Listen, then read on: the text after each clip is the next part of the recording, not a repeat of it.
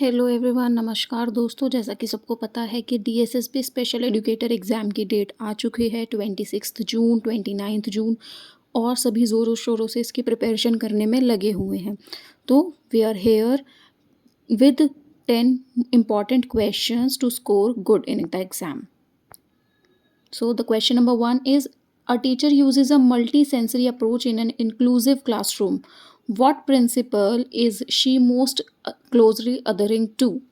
Least restrictive environment, universal design for learning, individualized education program, or functional behavior assessment? The answer is universal design for learning. In an inclusive classroom, as we all know, we use UDL, universal design for learning. Question number 2.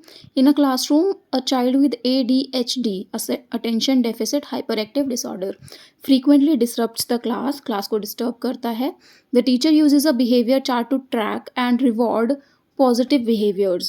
Teacher उस बच्चे के लिए behaviour chart बनाती है और positive behaviour को reward देगी. This strategy is best described as. इस स्ट्रैटेजी के लिए बेस्ट नेम क्या है? Operant conditioning, direct instruction, constructivist teaching, Socratic method. So the answer is operant conditioning. We use operant conditioning, or we say it is operant conditioning when we use the reward system for good behavior.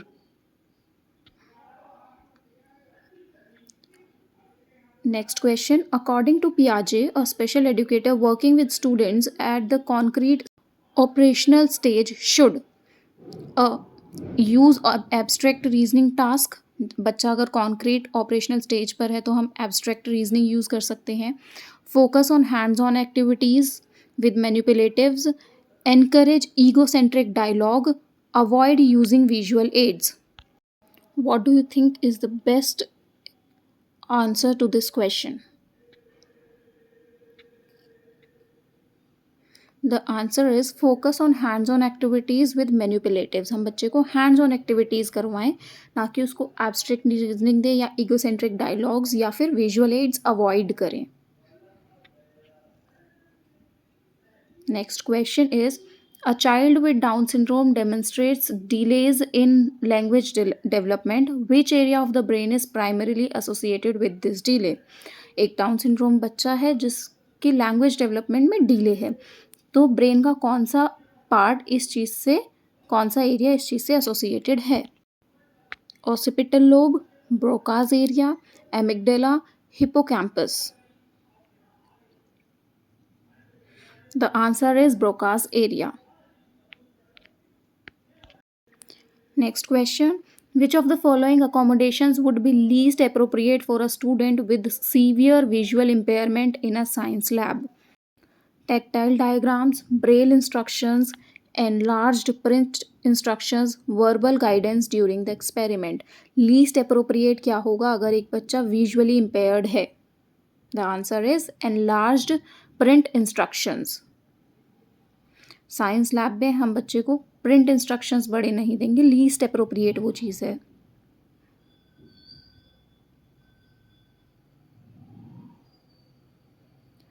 Next question. A student with autism spectrum disorder ASD has difficulty understanding metaphors and idioms.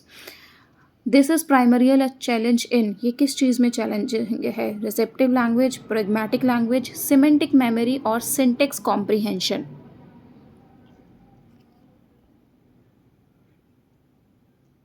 The answer is pragmatic language. Next question. According to the Rights of Persons with Disabilities Act 2016, what percentage of seats are reserved in higher educational institutions for persons with benchmark disability? कितने percent seats reserve रहेंगी benchmark disability के लिए? 3%, 4%, 5% और 7.5%. The answer is 5%. Next question. Under the RPWD Act, who is responsible for formulating an individualized education plan? IEP बनाने के लिए responsible कौन है? Only the special educator, A multidisciplinary team including parents, school principal और child psychologist. सिर्फ special educator या फिर multidisciplinary team with parents और स्कूल प्रिंसिपल और child psychologist. The answer is a multidisciplinary team including parents. हम IP तब बनाएं तो पेरेंट्स को भी उसमें इंक्लूड करना है. It is not only the job of a special educator only. Next question. Dynamic assessments differs from traditional assessment primarily because it.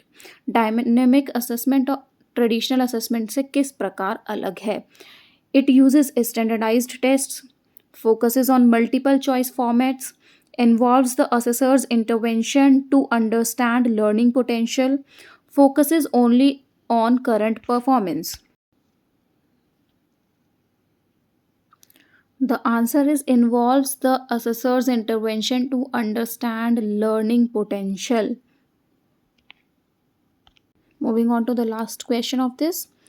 Curriculum based measurement CBM is especially useful for identifying learning disabilities, predicting national exam scores, planning behavior interventions or diagnosing autism. CBM किस लिए useful है? The answer is identifying learning needs. So these were the important questions for today.